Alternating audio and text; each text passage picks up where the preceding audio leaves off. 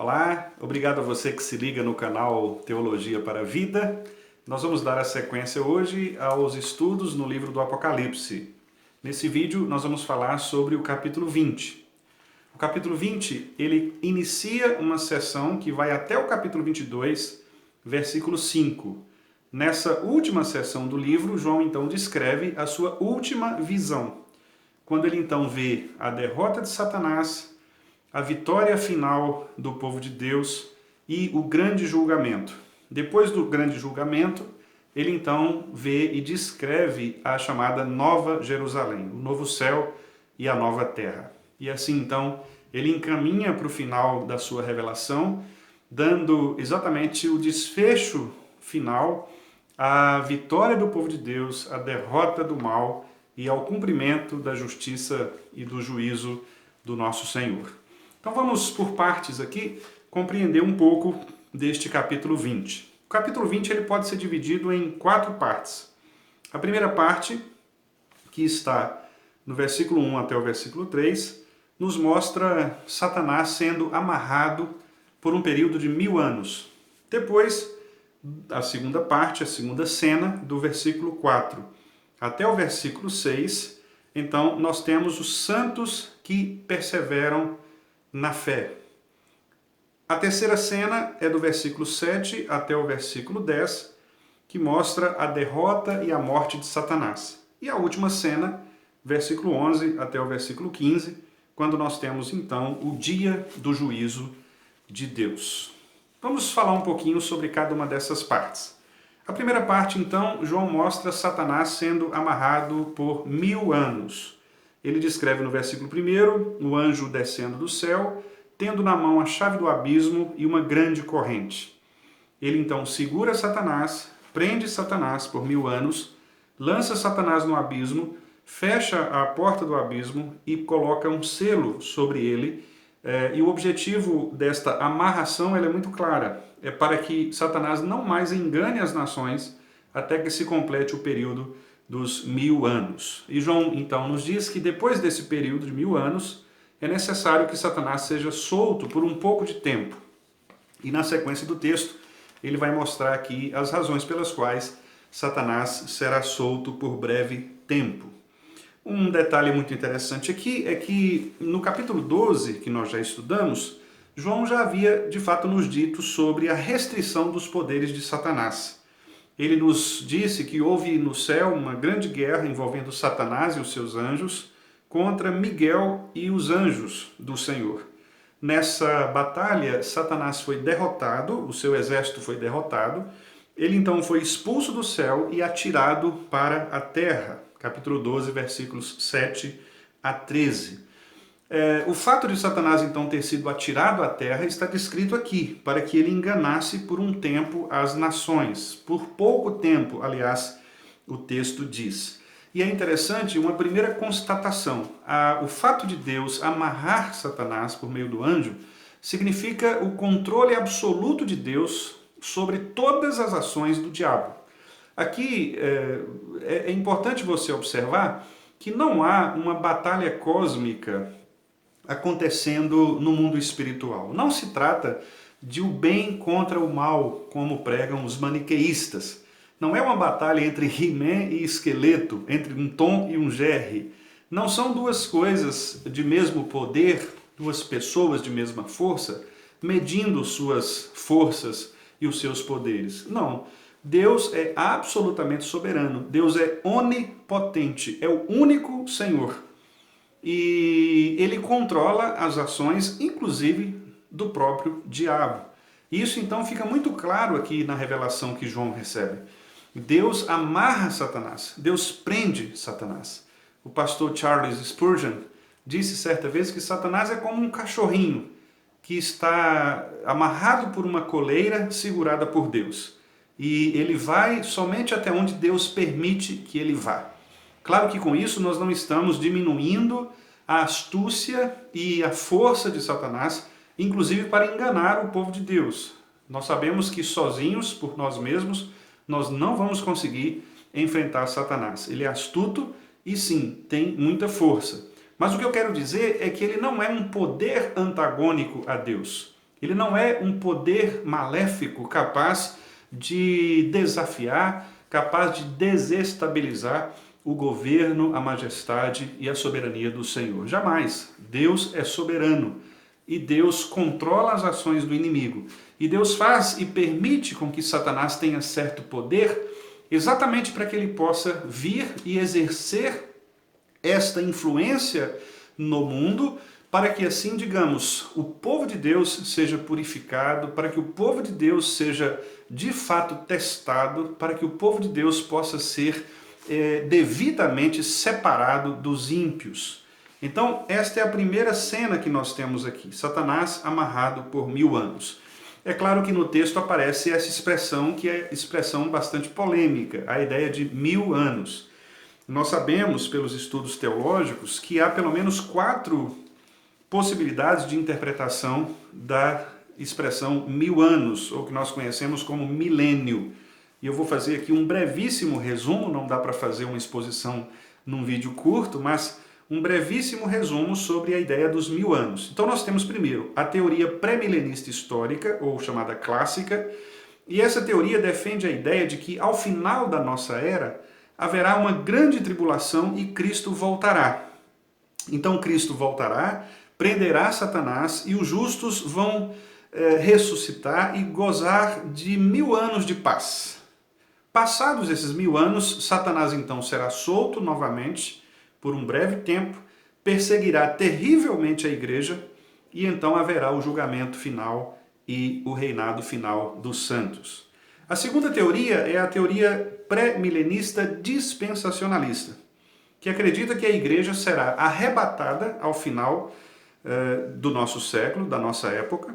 Depois disso, do arrebatamento da igreja, haverá então terrível tribulação por um período de 7 anos. Cristo vai retornar, destruirá os ímpios e as nações então serão finalmente reunidas. Na visão dos dispensacionalistas, esse tempo é para dar tempo aos israelitas e permitir que a nação de Israel então ela se eleve sobre as demais nações. A terceira teoria é a chamada pós-milenista, que acredita que Cristo voltará após a igreja desfrutar de um período de paz, um período no qual haverá o avanço das missões mundiais e a transformação da sociedade. E a última, a quarta, é o amilenismo, que defende que os 1000 anos, na verdade, eles não se referem a um tempo físico, cronológico, a exatamente 1000 anos, mas ele aponta simbolicamente para um tempo de pregação do Evangelho, de expansão deste Evangelho, embora com perseguições e grande sofrimento que afligirão o povo de Deus. E, ao final, então, desse período, Jesus Cristo voltará e cumprirá o seu juízo. Então, para os amilenistas, nós já estamos vivendo esse período. Após a ascensão de Jesus Cristo, até o seu retorno, a sua segunda vinda, nós então estamos vivendo esse período dos 1000 anos. É a posição que nós assumimos aqui nessa interpretação. Nós cremos e assumimos, portanto, entendemos que os 1000 anos é um número simbólico, porque, por exemplo, a Bíblia diz que 1000 anos para Deus é como um dia, né? E ele representa a plenitude de todas as coisas. Então, nós entendemos que a interpretação mais correta aqui seria esta, de considerar que nós já estamos nesse período, vivendo as perseguições, enfrentando as aflições, as tribulações e aguardando a volta de Jesus Cristo a fim de que ele julgue vivos e mortos, conforme Apocalipse então nos apresenta. Pois bem, então nós podemos concluir essa primeira cena dizendo que Deus limitou as ações de Satanás, lançando-o no abismo, fechando a porta, a ponto então de ele não poder mais enganar as nações e também impedir que elas recebam o Evangelho e se rendam a Jesus Cristo. Isso nos ensina então que a igreja continuará avançando sobre o inferno, empurrando as hostes malignas contra a parede, porque a igreja sabe que, no final das contas, a vitória final pertence a ela e somente a ela. Ainda que a Satanás é dado algum tempo nós sabemos que ele já sabe da sentença da sua destruição. E por isso, então, ele intensificará e agirá com ódio cada vez maior contra o povo de Deus. Ele vai seduzir, vai perseguir, vai ferir e vai matar. Foi exatamente com este objetivo que ele desceu, para roubar, matar e destruir. Ele sabe que o tempo que tem é curtíssimo, é um tempo mínimo. Portanto, ele exercerá toda a sua influência para seduzir as mentes e os corações e jogar o mundo contra a igreja. Ele sabe que está julgado, sabe que será definitivamente lançado no fogo, no lago de fogo e enxofre, e então ele exercerá cada vez mais odiosamente a sua perseguição contra o povo de Deus. Pois bem, a segunda cena que nós temos, do versículo 4 ao versículo 6, descreve então os santos que perseveram até o fim. Aqui nós temos a imagem do povo de Deus sendo coroado, entronizado na presença do Senhor. A ideia é que durante o tempo dos crentes neste mundo, eles, embora sofram as mais terríveis perseguições, alguns deles inclusive foram decapitados por causa do testemunho de Jesus, é o que está aqui no versículo 4, João viu ainda as almas dos decapitados, possivelmente uma referência a João Batista, a Tiago, filho de Zebedeu, que foram decapitados, e também, segundo a tradição, o próprio apóstolo Paulo. Apesar de sofrerem todas essas aflições, eles suportaram as pressões, não se apostataram, eles não negaram o Senhor, eles não adoraram a besta, não se inclinaram para os falsos profetas, pelo contrário, eles se mantiveram perseverantes na fé e eles não negaram a soberania, o senhorio de Jesus Cristo. Portanto, esses santos, esses crentes, eles recebem a honra de julgar os seres humanos e os anjos. A ideia aqui não é que no último julgamento, no dia final, os crentes vão julgar as pessoas. Não. A ideia aqui é de que enquanto nós estamos neste mundo, enfrentando as mais diversas oposições e testemunhando a salvação pelo Evangelho, os crentes, eles de fato julgam os ímpios. Por quê? Porque à medida que eles pregam o Evangelho, eles estão trazendo para estas pessoas também o juízo de Deus. A Bíblia diz que a palavra ela cumpre dois propósitos. Ou ela salva aqueles que ouvem a voz do Evangelho, creem no Senhor Jesus Cristo, ou elas condenam aqueles que não creem no Senhor Jesus Cristo. Portanto, a pregação sempre será uma pregação condenatória para os ímpios que não aceitam o Senhor Jesus Cristo e não se arrependem. Então, nesse ponto, os santos, eles são chamados para julgar os seres humanos. Os crentes, portanto, nessa situação, eles de fato, não sendo deste mundo e tendo nascido de novo, eles são usados por Deus para testemunhar o Evangelho do Senhor e assim trazer justiça àqueles que não creem no Senhor. Por isso o texto diz aqui que eles estão assentados no trono, nos tronos, e a eles foi dada a autoridade para julgar. Uma expressão interessante que aparece aqui no versículo 5 é que os restantes dos mortos não reviveram até que se completassem os 1000 anos. Essa é a primeira ressurreição. Esta é uma referência exatamente aos ímpios. Os restantes que não reviveram são os ímpios, aqueles que não se arrependeram. E, portanto, eles não passaram pela primeira ressurreição. Qual é a primeira ressurreição? É o novo nascimento, é a conversão. Essa é a nossa primeira ressurreição, é o nosso nascer de novo. É quando nós nascemos de novo. Nós que estávamos mortos nos nossos delitos e pecados e agora nós renascemos. Nós nascemos de novo pelo poder de Deus. Mas os ímpios, por outro lado, os adoradores da besta, aqueles que carregam a sua imagem, eles não reviveram nesse período. Portanto, quando Cristo voltar, a ira de Deus permanecerá sobre eles. A terceira imagem aqui é a derrota e a morte definitiva de Satanás, versículos 7 a 10. O texto diz que quando se completarem então os 1000 anos, Satanás será solto, nós já falamos sobre isso, ele vai seduzir as nações, versículo 8, mas diz aqui no versículo 10 que ele será definitivamente lançado para dentro do lago de fogo e enxofre, onde já se encontram não só a besta, mas também o falso profeta. E diz que eles serão atormentados de dia e de noite pelos séculos dos séculos. Então aqui o texto é muito claro ao dizer que ao final desse período, ou seja, a ascensão de Jesus Cristo e o retorno de Jesus Cristo, nesse tempo, Satanás está agindo contra a igreja, contra o povo de Deus. Mas no final desse período, quando Cristo voltar então, Satanás será definitivamente levado, lançado sobre o lago de fogo e enxofre. Portanto, o que nós estamos aprendendo aqui é que nós vivemos um momento no qual nós sofremos as pressões de Satanás por meio deste exército. O texto nos diz que ele reuniu um exército de todos os lugares do mundo, dos quatro cantos da terra, um exército numeroso, como a areia do mar, para lutarem contra a igreja. Portanto, a igreja está pressionada todos os dias e ela é pressionada todos os dias por ideias, ideologias, governos, pessoas, posturas que de fato são contrárias ao que ela prega, ao que ela anuncia. A igreja é diabolicamente perseguida. Nós vemos isso claramente. Ideologias anticristãs, governos, pensadores ateístas se levantam contra Cristo e contra a igreja. Mas, meus irmãos, embora o objetivo de Satanás seja exatamente esse, fazer com que este exército se levante contra os filhos de Deus a fim de persegui-los, o que nós estamos vendo aqui é que ao final da história a igreja vencerá. Esse exército de Satanás acampará em redor da igreja para matá-la, é o que está no versículo 9 aqui do capítulo 20. Mas eles vão achar, mas vão encontrar o seu final terrível, que é o final de morte. Portanto, a igreja não precisa temer.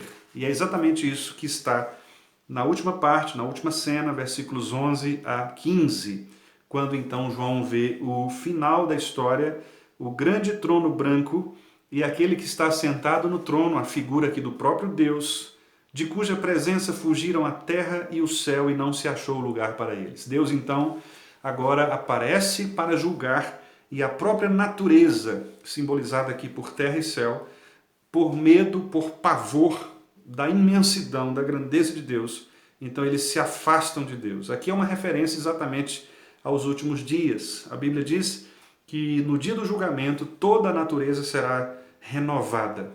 O que há será totalmente transformado. Não será nada como era antes.